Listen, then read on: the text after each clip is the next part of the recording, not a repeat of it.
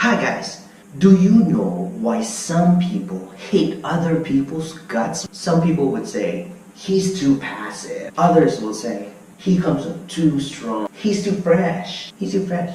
Intro. In this video, I'll give you a framework that you can use to manage people. In this video, we're going to cover 1, the concept of order and chaos. Number 2, we're going to go over how to use this concept. Number 3, we're going to go through some examples of using this correctly and incorrectly. Hopefully, this will give you a framework to play around with when you're trying to deal with other people. 1, agents of order. Agents of order, or water. They're a bit passive, they're a bit shy, they're reluctant. They tend to take things.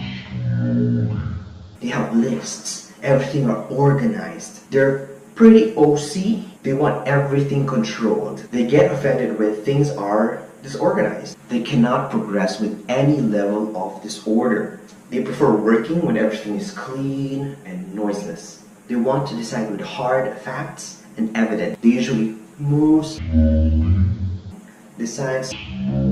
Do you know someone that is an agent of water? Agents of chaos. Agents of chaos, kaze, or fire, or oil. When you see them, the room fills with energy. They're naturally loud. They tend to express themselves. They are noticeable. People take second glances. There are usually some alpha males or alpha females out there.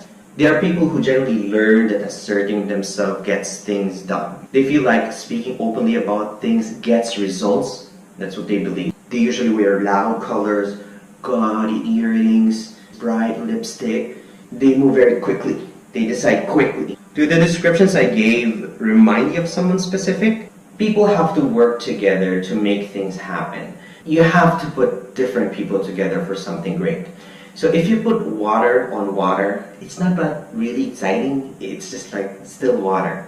If you put fire on fire, it's not going to result into anything. But if you put some oil on fire, that's going to be interesting to see as a reaction, but may not always be the reaction that you want to see, or may not even achieve a business outcome that you want. Starting off with a neutral reaction where if strangers do not need to work with anybody, they don't usually tend to like or dislike other people, but for some reason, if you put 2 people together, they tend to dislike each other. Given that this is a spectrum where somebody could lie at the very sharp end of it, but that's like totally weird. So to use this concept, you have to know where you are on that spectrum.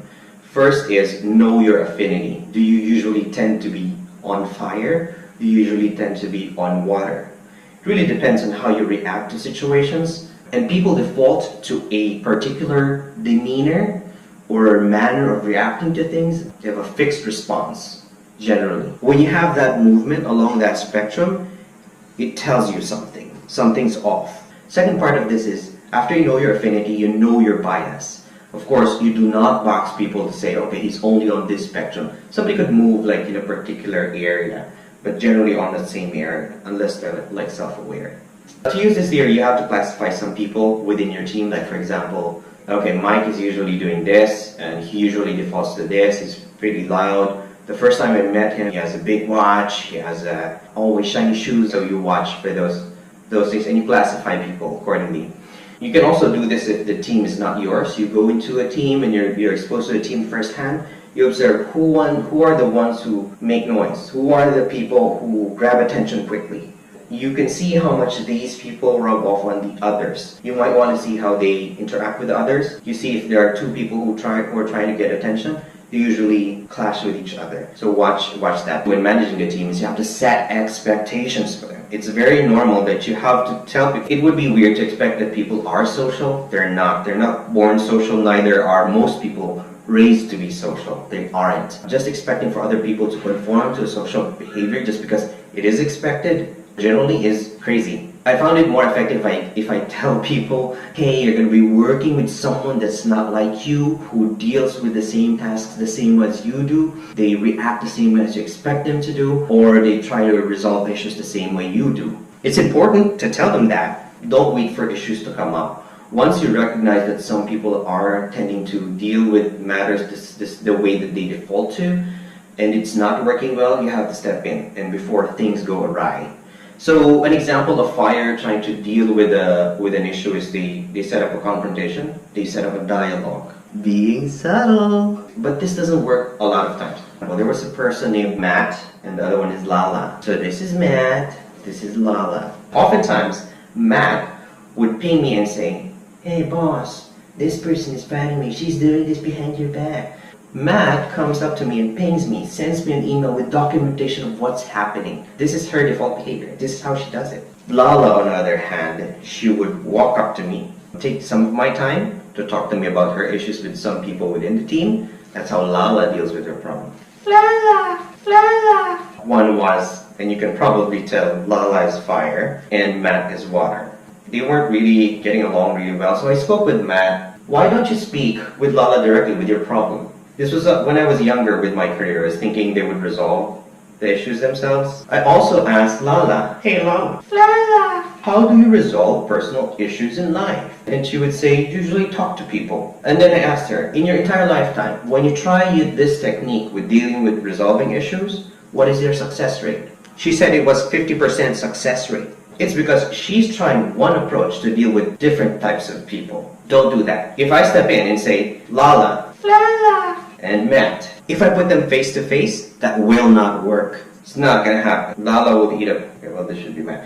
Lala will just eat up the cat, Matt the cat. If I say, "Okay, let's have an offline conversation, let me coach both of you and how to deal with each other in the succeeding days," I told them, "You guys are different and you both deal with different things," just to solidify the thing, without mentioning their names, of course, in the next team huddle I held. And it was peaceful for some time. But they defaulted back to what they were. I'm gonna put this down now.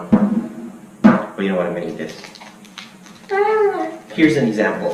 There's a chaos-based organization that usually favored people of the fire type. You would see that the C-suite was more of leaning towards, "Oh, we want change, things rapid, let's make it happen." In my experience, there are some organizations that are like that, and people find that draining, and some people are more reserved. It's not that they achieve more. They probably are louder, and some people perceive that that's better, but some people do prefer this type in some manners. That's what they think. So the expectation was to use confrontation or to meet up. I wouldn't say confrontation. They asked everybody to meet up. What happened was there were like 3 fire types in the same meeting. And the expectation was after this you would have a written agreement on what's gonna be the next action steps. This became a very chaotic conversation. It went this way and that way. This was just like putting spaghetti and spaghetti together, expecting anything more than spaghetti. It's just like putting fire and fire together and expecting it to be anything more than fire. So that is my concept of agents of fire and agents of water. Be sensitive around the people that you work with. Try it. Try to classify people around you if they're more leaning towards fire or leaning more towards water, and see how the dynamics in the groups are. If you know someone within your team that's having that struggle of having to deal with people that are of the same affinity or of the opposite affinity, you can try and classify and see how you can deal with those more interestingly. Gonna place a note out there that this is not applicable in all situations. It is a framework.